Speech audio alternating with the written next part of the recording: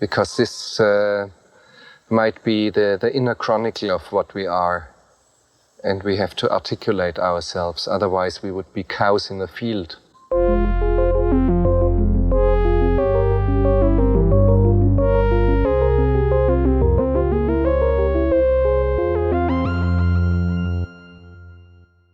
Welcome to Cows in the Field, a movie podcast that tries to channel the spirit of Werner Herzog. My name is Justin. I'm Laura. And today we have a very special episode.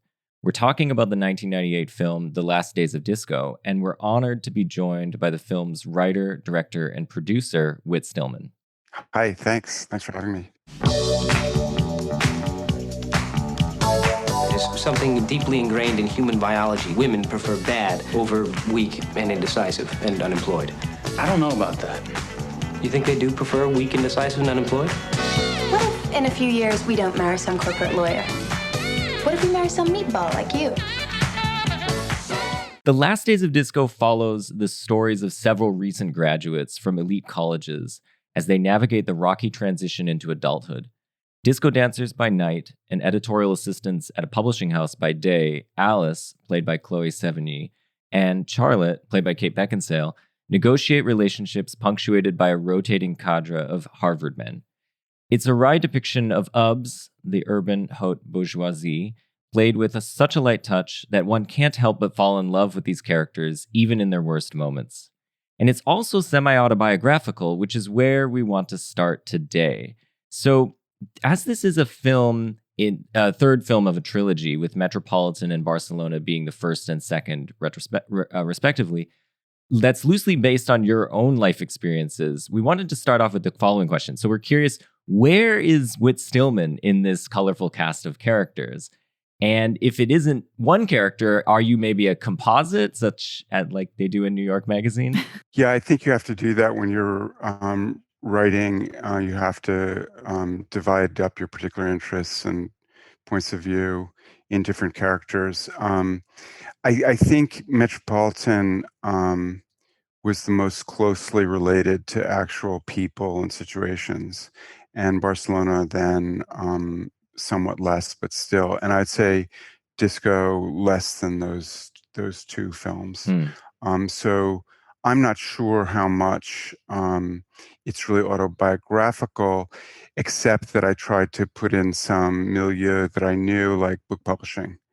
And so the book publishing company is very similar to Doubleday, which had a training program that I went into. But there's nothing particularly individual, personal about the characters. That's so fascinating because it's so specific. Like the characters just really feel like they were ripped from some real experience. And part of the reason I mentioned this is that I when I first saw The Last Days of Disco, the thing that resonated with me was how it felt like it captured my experience at graduate school. So for me, graduate school was my post-collegiate experience. So it was the time when I was having the kinds of conversations the people in The Last Days of Disco are having, like this kind of, intellectual conversations, but there's a kind of naivete about them. Everyone's trying out ideas, and it really did remind me of what it was like just being at Yale and sitting around the dining hall and having those kinds of chats, which is why I felt like, oh my gosh, maybe Whit was drawing from experience here. But if not, I wonder would you say these characters in a way represent different parts of yourself? Like you're almost having a conversation with yourself with using them? Well, I don't know. I mean, yes, there's a lot of sort of personal knowledge of things and people I'm close to, and yeah, there's a lot of that, but I couldn't really parse it out with that film. While with Metropolitan, I really could. And I think one of the things that made Metropolitan a really happy experience is that it was based on some really funny people, and they're still funny if they're still alive, and they keep on being funny in those ways, strong. So in Metropolitan, there's a Judgmental Jane character. We called her Judgmental Jane. And she was very much based on someone who's very judgmental. She's like not speaking to me for some judgmental reason and not speaking to other people for judgmental reason. And the Nick Smith character really did marry a rich woman who's an absolutely great woman. But he married her and could do fantastic writing and architectural research because he didn't have to worry that much about his income. That is the dream, isn't it? Laura failed in that regard. I really did. So we're curious. Here's another sort of related question. So I'm curious, though, how you feel towards your characters, because I think that sometimes the kind of knowing wry depiction of them can feel like it's a kind of satire, like it's a kind of perhaps like light poking fun, but it's also kind of coming, from within. It's clearly written by someone who sort of is part and parcel of these characters, lived in these rooms, and so. So your godfather, we found this on Wikipedia, so excuse the really lame research here, but your godfather popularized the term WASP, and you went to Harvard. And so I would assume that you got to know people who were kind of like these characters, even if they aren't themselves, depicted in the film. And so what I was interested in is what drew you to want to tell the stories of these people in particular? Well, this idea started when I was shooting and editing Barcelona. Barcelona's an incredibly hard shoot. So I'm happy that the film turned out, but it's a little bit the sophomore curse as far as the production. So you go to a foreign country and you think that friends who've done one film will be good producers for your film, but they're even kind of less experienced than you are. And I mean, it was conscious that I shifted projects. The first thing I started writing was Barcelona, and I realized, gosh, that's going to be too complicated and too big a deal to do as a first film. I've got to do something really small and manageable on home turf.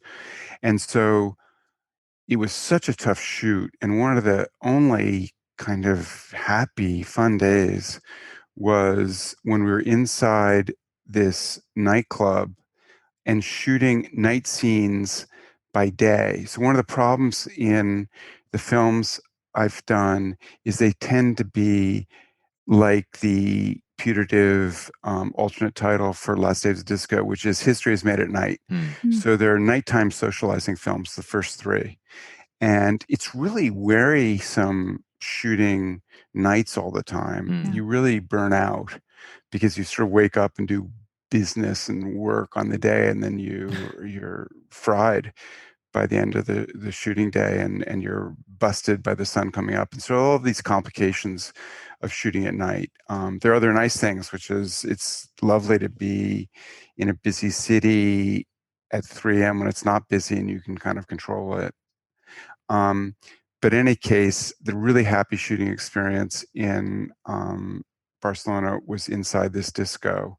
And we were playing Boogie Oogie Oogie, one of the really fun, warm, non-metallic disco songs.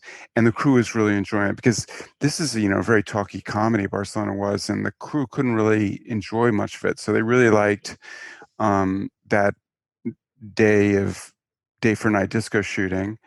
There are no windows in the disco, so we could, start in the morning and shoot all day and go to sleep at a normal time. And they really enjoyed the Bible dancing scene because they could see that was funny. And so we had this really happy feeling, experience shooting in the disco. And then I really liked all the little disco scenes in Barcelona in the editing room. We really liked them. And we had these lovely actresses, Mira Sorvino and Trishka Bergen and other actresses in them. They were just lovely and just fun to watch. I think this is really cinematic, pretty girls in a disco. That's cinematic. That's interesting. So that was the idea, two really pretty girls going to a disco. And it built from there. And then in writing that, you bring in a lot of experience. So I bring in the experience of, struggling in book publishing and all that stuff. They said, and there was one article by an acquaintance, Sloane Crosley. She did this thing for the Times saying that films aren't accurate about book publishing, and she included us as being inaccurate. And the things she said were inaccurate were totally accurate for Doubleday. She was just in at Random House, and we actually.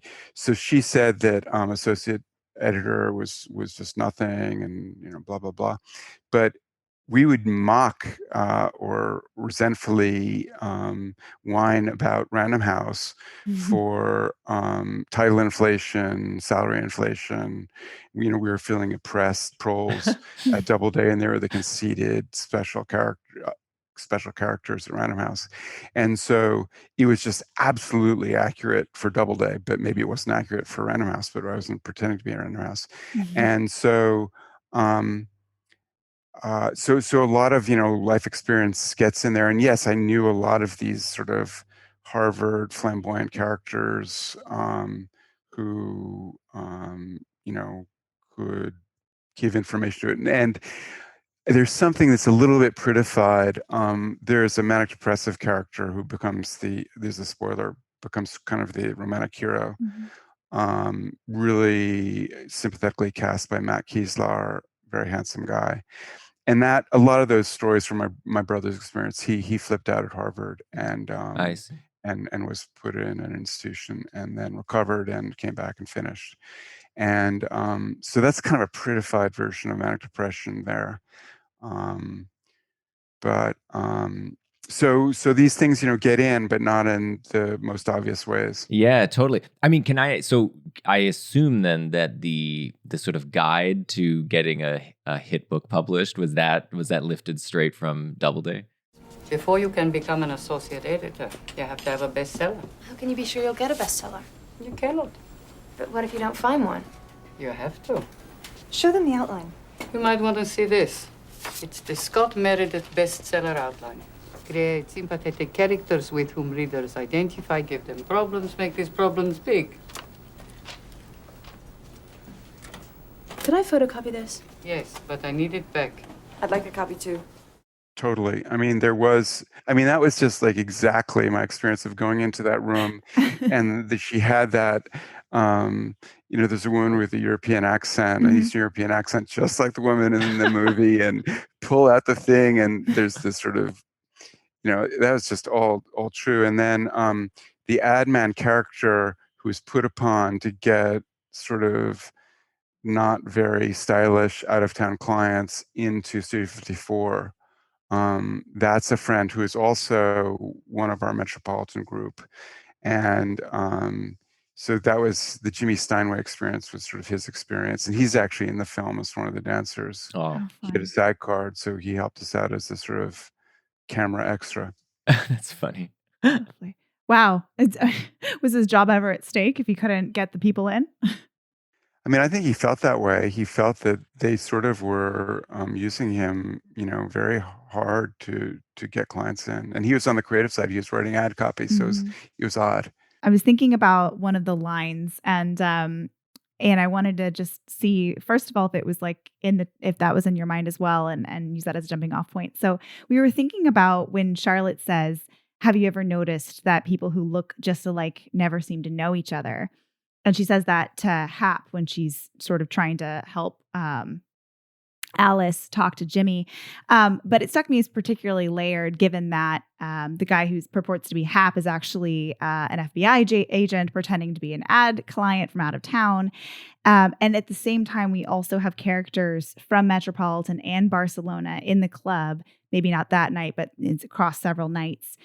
With Taylor Nichols playing both Charlie Black from Metropolitan and Ted Boynton from Barcelona, and then Chris Eichman, of course, was in both previous movies, but now he's playing Dez. So there's all kinds of like doubling happening in this sort of like otherworldly nightclub. So we were just curious if that thought was there when you wrote that line, and also if you could just also talk about how you think of your trilogy as existing within the same universe. Well, that part I love. What graduate students or people with advanced degrees can do with a simple film, because you're giving it a complexity that's not there. The idea of that, of that is it's a wonderful pickup line, I think. Yeah.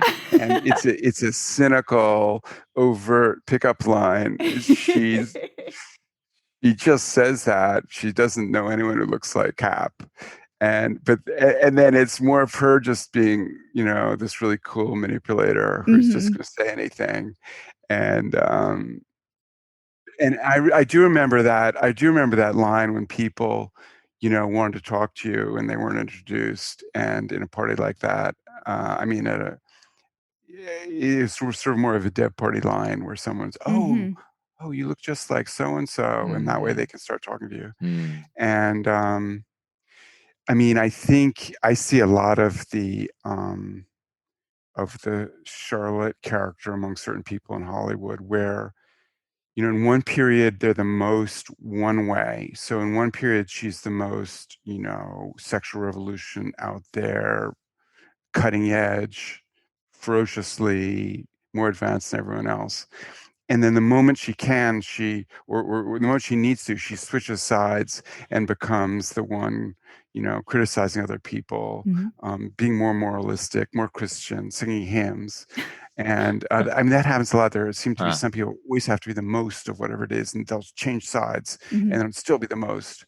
And poor Alice is left being battered from both directions. I recognized some of that as well. I think that basically our relationship dynamic is Alice and Charlotte. Wouldn't you say that? What? You're the Alice, I'm You the want to Charlotte. say more on that, Justin? I tend to be the more extreme, and especially when we're talking about film and stuff, I try to find an extreme interpretation, and Laura's the more measured, moderate, and then I pull Laura to the extremes more, right? Would you say that? Yeah, Yeah. I would say so. Yeah. Well, you can build on the guacamole. Do you know that line from Elaine May in the Woody Allen TV series on Amazon, Crisis in Six Scenes? I don't know.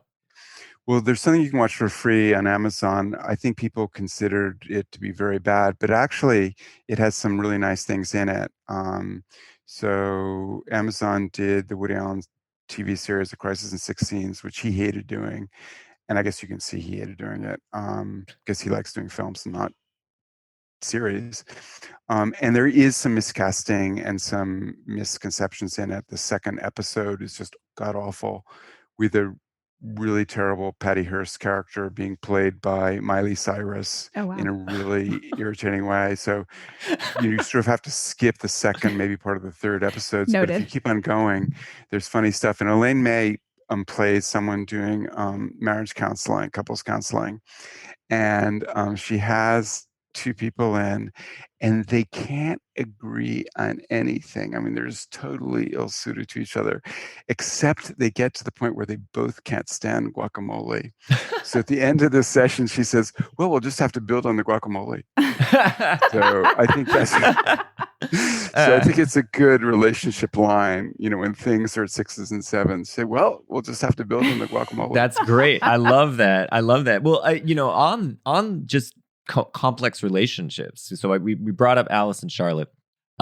Your movies focus a lot on the complexities of female friendships, and I was just curious if there was any reason for that. Like, if you found female friendships, like, what is it about them that you find so fascinating? One hypothesis is it kind of affords you a kind of reprieve, so you can sort of step back and observe more as an outsider almost. I wasn't sure if that rang true, but I'm just curious, like, why female friendships? Well, I mean, sort of each film you do, it's going to be one thing or another. And I remember we were sort of beaten up during Barcelona because the female characters were much less significant than the male characters. And my feeling about that was that, well, this film is about these two cousins, and that's a male thing, and other films will be about the female characters, and that'll be a female thing. But why criticize, something because you've made a choice to do that? Yep. But I do, because this came up first when I was doing mostly the male characters in Metropolitan, and then it occurred to me that the Tom Townsend character, who supposedly is the way into the story and is the protagonist, was just not a very sympathetic or interesting character in certain ways. And so I really wanted to shift it into the Audrey Rouget film. Yeah. Yeah. But I'd already invested a lot into the Tom character, and I was interested in the Charlie and the Nick characters representing different things I wanted to get off my chest about sociology or observations. And so there were 4 characters that were pretty significant there, but it's quite important, the Audrey character and Audrey talking to her friends. And what I started thinking is that the romantic predicament of women in our society still, and even more so when I was a kid, is kind of more interesting than the male predicament. The male predicament is kind of this tiresome thing. In the old days, you used to be getting up your nerve to make a phone call, and either get accepted or rejected or somewhere in between. And I've found out since then that women do not need an entire night to wash their hair. It can be done in like 15 minutes if they want to do it that way.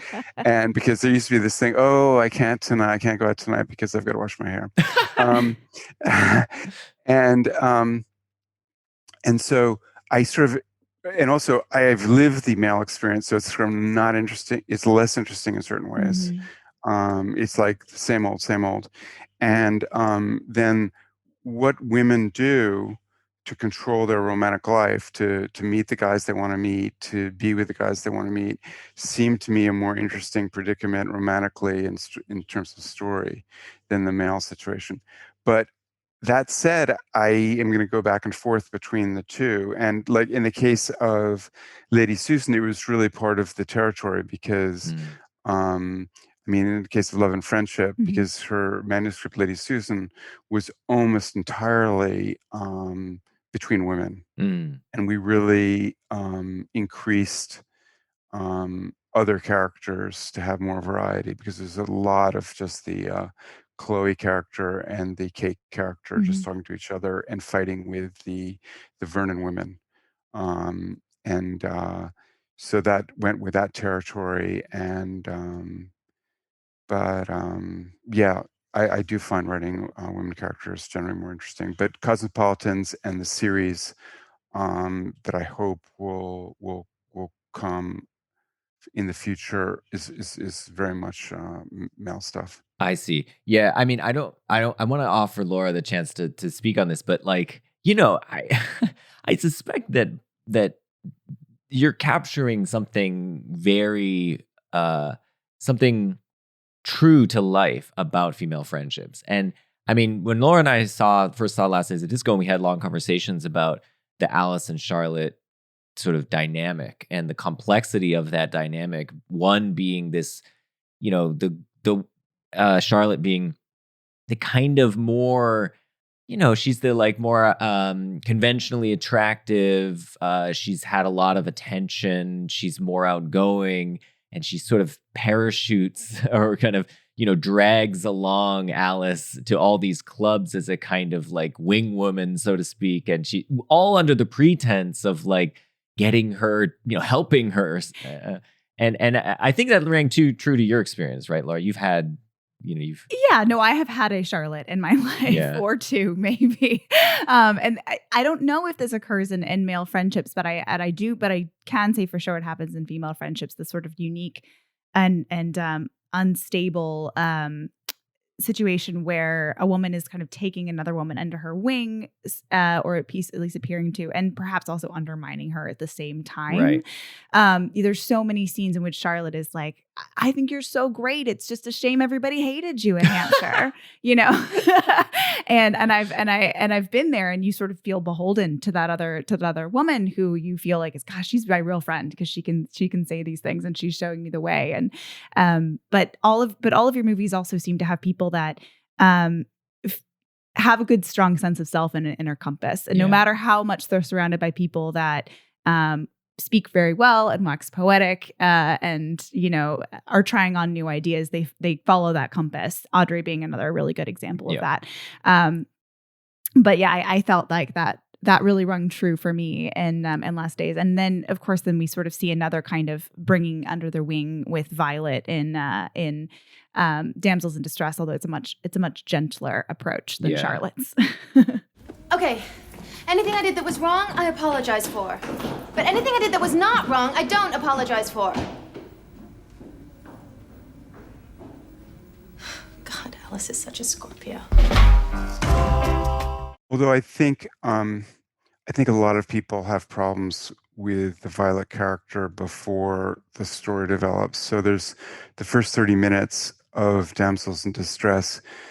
You just see this sort of opposite of cliche character. I mean, I think everyone thinks she's the mean girl and she's the bad girl, and Lily will turn into be the sweet identification character. And it's sort of not doing that exactly. No. It's doing something else in the first half hour, and I think people really, really hate it because they can't quite go along with it. And then finally, tables are turned, and Violet becomes a protagonist in a different way, and maybe the film might win people over. But a lot of people just tune out of Damsels within the first 20 minutes. And then write nasty things about it too. There's one very influential journalist at the Times of London who savaged the film. Said she walked out after 18 minutes, and I think I analyzed that. Like, that means like around 8 minutes in, they're deciding to go, and then 12 minutes they really have their nerve to bother everyone on their row. 6 minutes to sort of creep out of the cinema, and how much, just amazing. Like someone with like 200,000 Twitter followers on the first Saturday of the tiny Sony release. Both Damsels and Disco got a lot of negative static. Damsels particularly. Disco, we're really lucky with the prestige critics. So really lucky with Jay Carr in Boston, and Janet Maslin, and Kenneth Turan. We got a kind of brickbat from the very good critic at Variety that was sort of surprising because he had loved Barcelona. But generally the prestige critics were pretty great.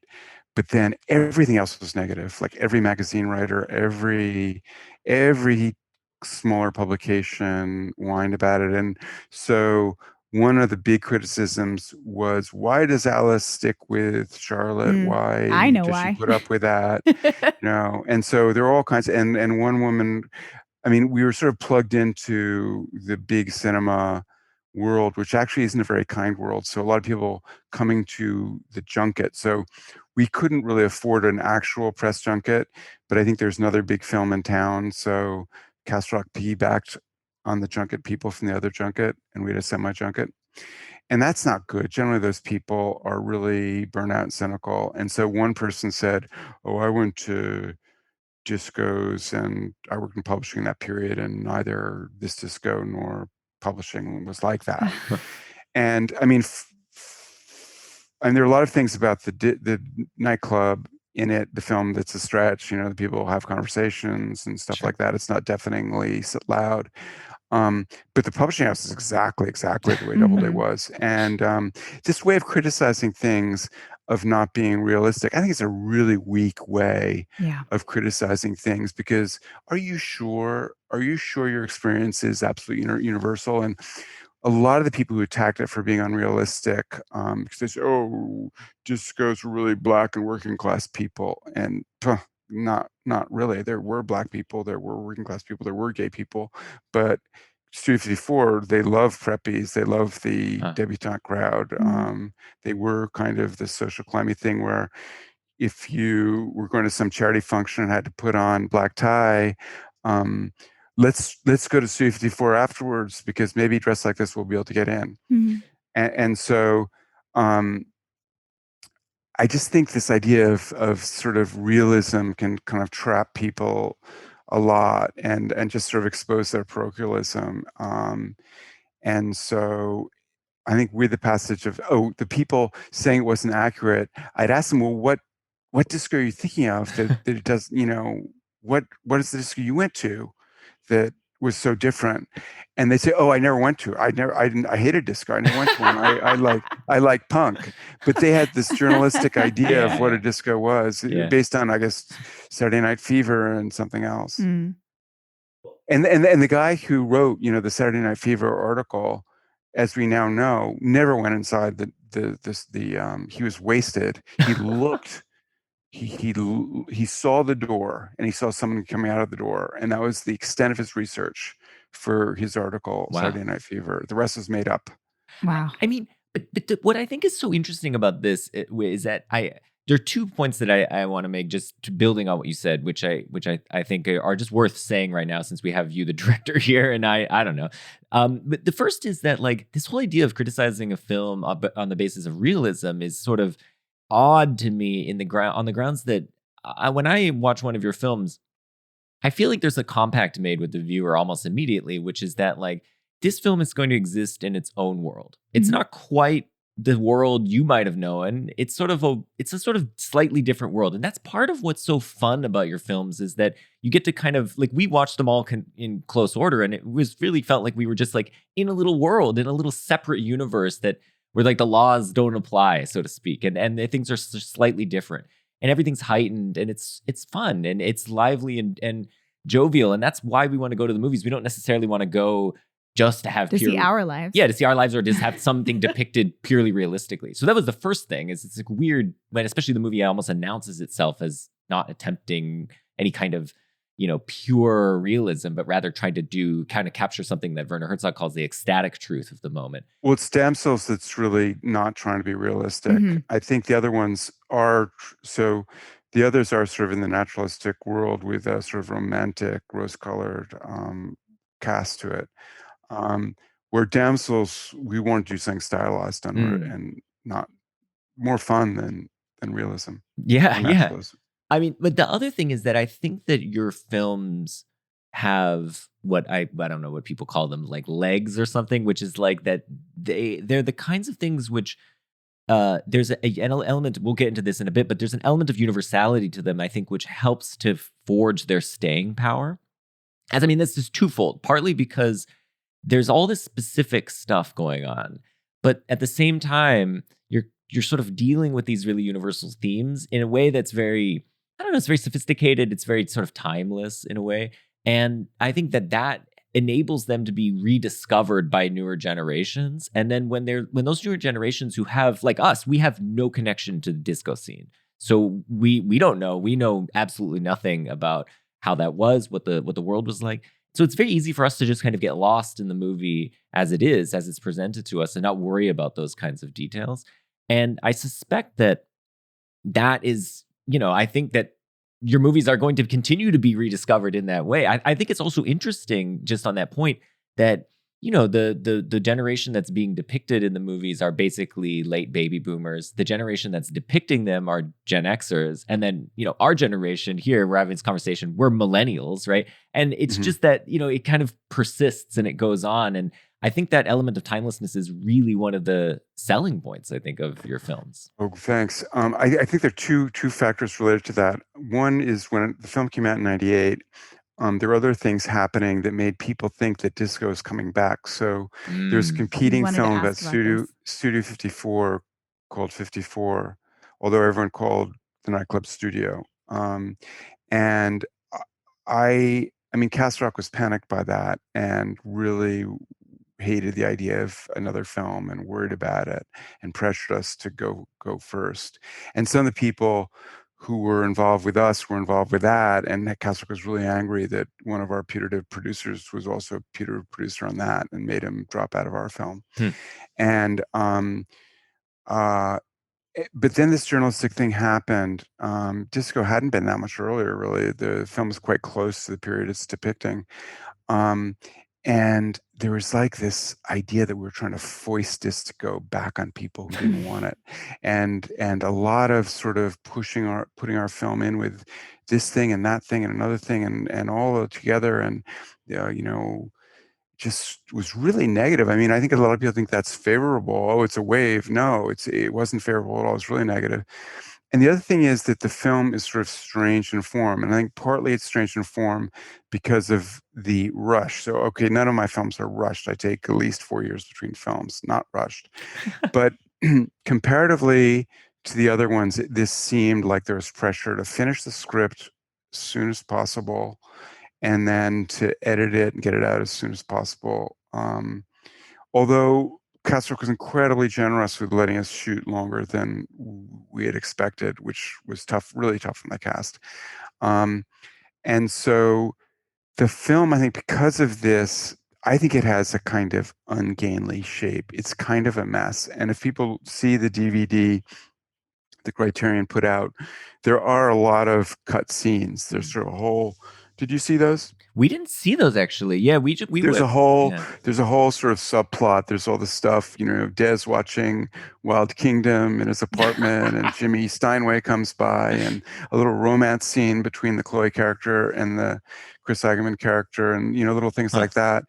And also being pressed by the running time, and I did something stupid, which was cutting little frames from the beginning and the ending of each scene to sort of make it go faster. And actually, you end up making the film seem longer. And so the film is kind of a mess. I mean, it's kind of ungainly. And I think when people first watch something, when they first come out, they go with this kind of critical, judgmental thing, like checking the boxes. Does this have narrative momentum? Does this have a coherent plot? And all these things. This is realistic. All these kind of obnoxious defenses against getting into something. And some people did get into it. I mean, I think if you go, it's Saturday night, I'm going with some friends, just want to see it and like it, and we don't want to be too judgmental, then they can like it. So it had a lot of supporters, but also had a lot of negative stuff happening. And then over time, I think that ungainliness, that weirdness, that sort of not very normalness of a lot of the structure makes it possible to rewatch it sooner than some other films. Like some other films, I think you really like them, but maybe you don't want to watch them that many times. Well, I think this film and its ungainliness and all the stuff that's going on in it might bear rewatching more than other films. I think that's totally right. I was going to have one other thing, which is that the film, I think one of the reasons it also just continues to build in a weird way, like get momentum and get other viewers to come in, is that it's your films in general, not just Disco, but have had an influence on film, on popular film. And through Noah Baumbach, through Wes Anderson, Lena Dunham, and so on.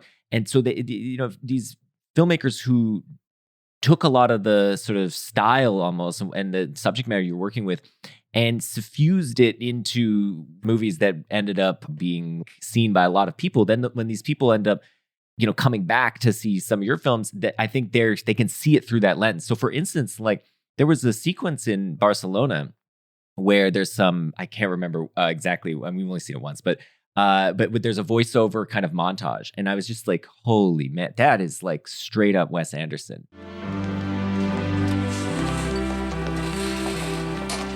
Even the disasters that strike those we are closest to only reach us filtered through our own colossal egotism. My response to what happened to Fred was swamped in subjective emotion, mostly guilt. I prayed for him all the time, but with the constant doubt that I was probably just kidding myself. I was beginning to suspect my religious faith was largely bogus. I resolved to stay there all the time and do whatever I possibly could to improve Fred's chances for recovery. And just being able to see it through that, I thought, oh, it clicks. It makes it so easy to watch. And what you were talking about like ungainliness, I think can now be seen as like something. Yeah, it's just become part of like film language almost. I guess if you're trying to get a lot of content into a film, a lot of sort of story content and ideas and sort of observations, it's going to keep it from being a sort of purely admirable piece of film art or whatever that is. It's going to keep it out of the big festivals. And but then maybe it becomes more like a book where you can kind of curl up with it later and at leisure devour it. Yeah. Yeah. It's funny that you feel like it's ungainly. I love how much some stuff happens off screen, some stuff happens on screen. The movie just feels exactly the way life flows, especially in that period of time after college, and you're sort of moving in different orbits and circles, and people kind of flow in and out of your life. It felt incredibly natural to me. But I was also thinking, some of the best movies are shaggy. I was thinking about Magnolia, which was one of those movies that kind of blew my mind as a teenager. And that movie is messy and shaggy and also amazing. There's a Shaggy movie that I really like and not many people have seen. It was a Merchant Ivory film, and it's based on James Jones's daughter's novel, sort of based on their experience in Paris. It's called A Soldier's Daughter Never Cries. Have you guys seen it? Mm-mm. It sort of somehow fell between the cracks. I think it's one of those things where the financier or the distributor failed and it was left orphaned. And I took it really to heart because I just moved over to Paris and was living in Ile-Saint-Louis with my daughters and, struggling to write. And then here's a story about an American writer in Ile-Saint-Louis in Paris struggling to write with his family. And so many little things in it we were experiencing. But that movie, in the middle of it, I thought, where is this film going? What is it about? What is happening? Because they shift from being in Paris to being somewhere in New England, and you say, gosh, what kind of storytelling is this? And then the second part of the story clicks in, and it becomes this delightful, wonderful, weepy, and really moving. And I liked that movie so much more because in the middle of it, I was totally lost. I had no idea what was happening, and I think it's too much. With all these screenplay courses and formulas, and you sort of know. I mean, there's so many scripts that were being done they're no longer being done in Hollywood, but there's a period sort of in the 90s when all these scripts you'd get, you could tell the whole film from the first page. And so it's great when we get out of that. And so one reason why I really like, so I love cinema from the 30s, and I think 36 to 41, you get sort of studio perfection, but 30 to 35, what you get is we don't know the formulas yet. Right. Yeah. And so I don't care about the stuff that people like of pre-code movies that they're racier or there's nudity or I don't know what the things I don't like that at all. But what I like is there are no formulas. They don't know they have to conform to some formula. And there is this film that I think you can find on YouTube called Double Harness. And the characters who'd be the heroes in a modern film or any film, in the last 50 years are sort of morally compromised. And the haute bourgeois characters are kind of solid and admirable. And it's like really strange to watch because, I mean, they're all sort of sympathetic in their predicament, but it doesn't do the thing we sort of have to do now where you have to pretend that, the outsider is the good person and the insiders are the bad people. And, the people who are comfortably off materially are the bad people and the people who have less are the good people. And, why is that? It's not true. And it's great to see the films with that formula from back then. That is really interesting. And I can definitely see the influence on your work and your writing as well. I mean, I think that's another thing that makes it interesting in today's days to watch these movies and have it exactly like that. As you said, like the comfortable character is the good guy. Like they're all complicated, but they're not deemed bad simply because they have money or because they have a certain amount of privilege. Well, I think a lot of a problem in entertainment is catering to the lowest common denominator or the common denominator. I don't want to be pejorative about the common denominator, but it's they want to kind of win friends really quickly, really easily, and it's like they take a niche and then just exploit it to death. and they only do the niches they know will be popular. And so in a way, they're constantly reducing the cinema audience by only focusing on the surefire genres and not doing anything in between that might appeal to people who don't want to see Marvel or whatever the other things are. Mm-hmm. So you did mention that the seed of disco was two beautiful women go to a disco. So you do cast very beautiful people who engage in romantic trysts, and yet your characters often are skeptical of the role that physical attraction plays in romantic relationships across films. So, for example, in Damsels in Distress, Violet talks about dating unintelligent men or unattractive men as a kind of social work, noting that it can be both rewarding and reassuring. And then Alice in Disco says that she's beginning to think that maybe the old system of people getting married based on mutual respect and shared aspirations, and then slowly over time earning each other's love and admiration worked best. I think that comes in a moment where she's particularly low and bummed out about her romantic prospects.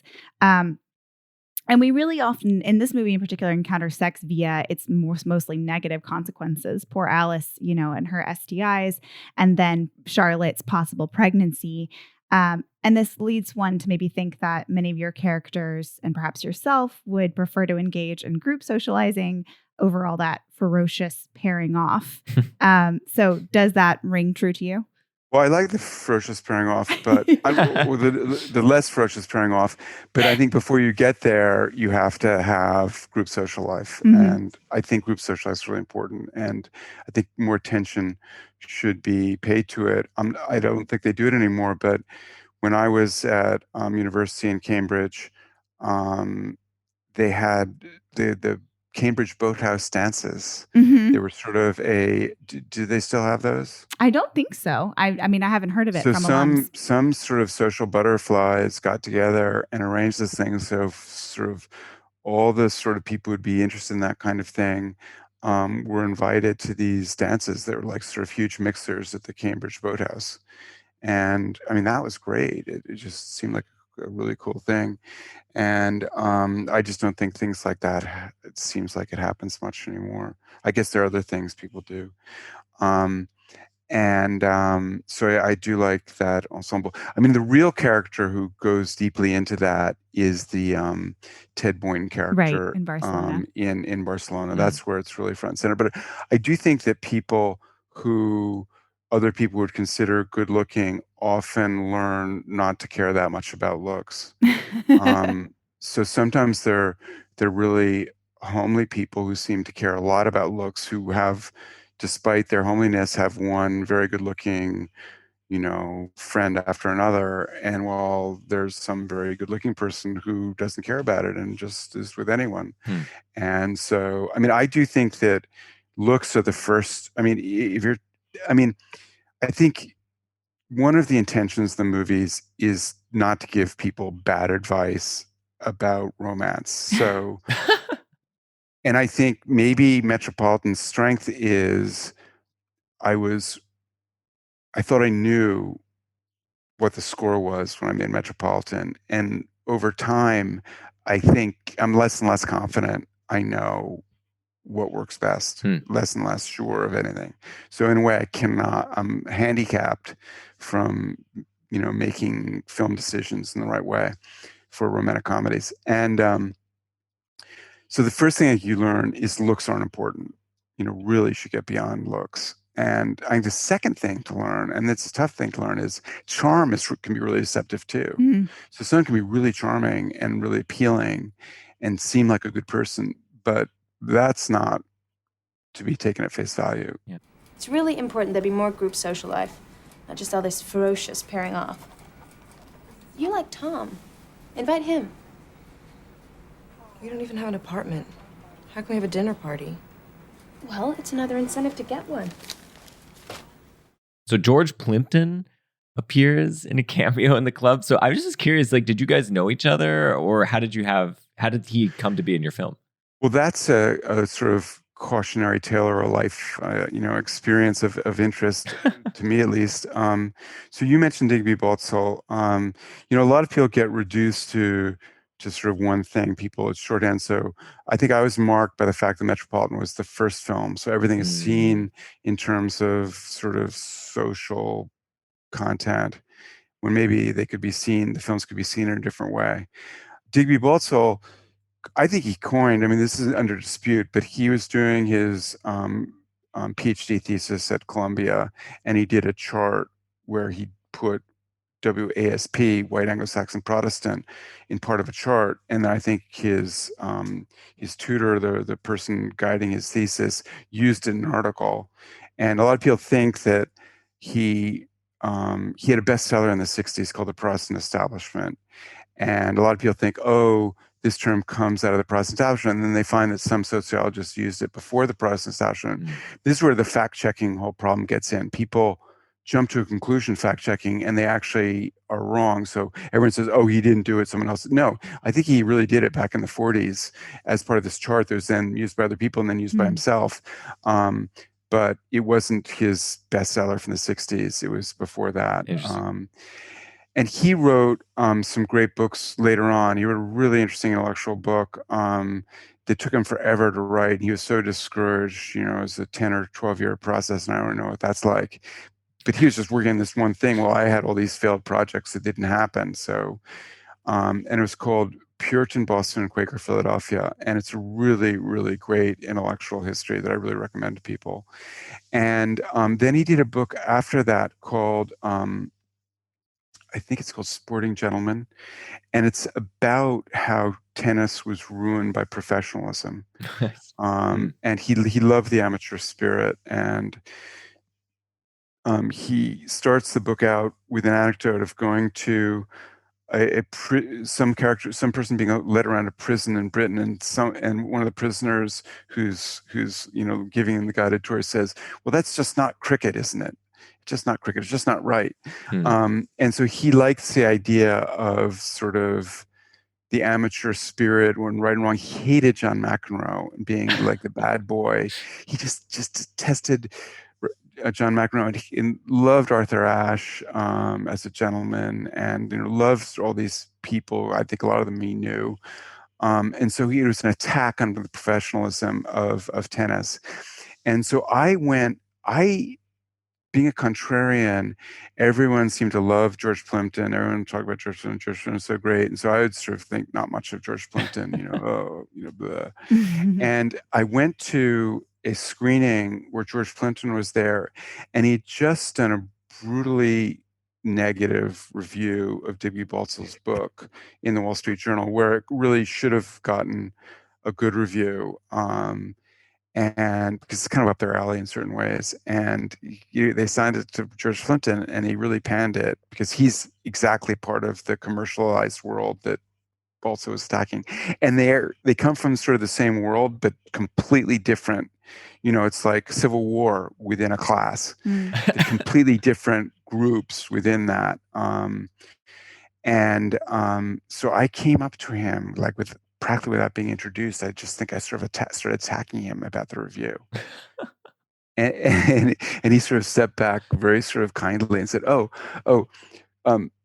whose Baltzell is he? Your uncle or your father, your cousin? So he knew. He figured it out. And so he was so nice. And then we had mutual friends who wanted to put us together on a project. And I really got to know him. And he was an absolutely great guy. I mean, just so great. I only got to know him sort of his last decade, but we had a project together to do based on his sort of romantic experiences in Europe, in Venice and Paris and Lake Como. And it's really, you know, it was interesting, romantic. Then I found out all kinds of secrets of George Plimpton's life that no one knew. He thought he'd give it to me as part of the research process. And I mean, his romance was with one of the women who was a real life model for Holly Golightly. Wow. So Truman Capote rented the apartment, the basement apartment in her house she had with a photographer, romantic partner in Brooklyn. So it's a woman named B. Dabney, and he thought it was Holly Golightly, which isn't bad. So I really got to love George Plimpton, and he agreed to be in the film along with Anthony Hayden Guest, another habitué, sort of social habitué. And so that is sort of an experience where you do that contrarian thing of sort of not liking someone because everyone else likes them, and you sell them short when they're really great people, and you should appreciate them while they're alive because they're going to die. Now, on that note, I did want to ask you what's on the horizon. Like, I mean, I think you mentioned a series. Yeah. I mean, I hope a series will emerge. So it's not the Cosmopolitans, but there are some elements of the Cosmopolitans I'd like to put in, and I think certain parts of the DNA will exist in other projects. That sounds great. Well, on that note, thank you, Whit, for joining us today on Cows in the Field to talk about Last Days of Disco, which is a movie we absolutely adore. We love all your movies. For me, Last Days of Disco is my favorite. I think for Laura, it's Damsels. But well, thanks a lot for doing that. But one thing about the title of your podcast, it's a cool title, but shouldn't it be Not Cows? I know. He says we're not cows. We don't want to be cows. It's one of those we don't want to be cows. Anti-aspirational things. We want to be reminded of what we don't want to be. Well, where I am right now, there are a lot of cows here, so you definitely don't want to be like them. That's right. I can say. Okay. Exactly. Well, it was great talking to you. Thanks very much for doing this. Thanks, Thank Whit. you. Bye. Thank you.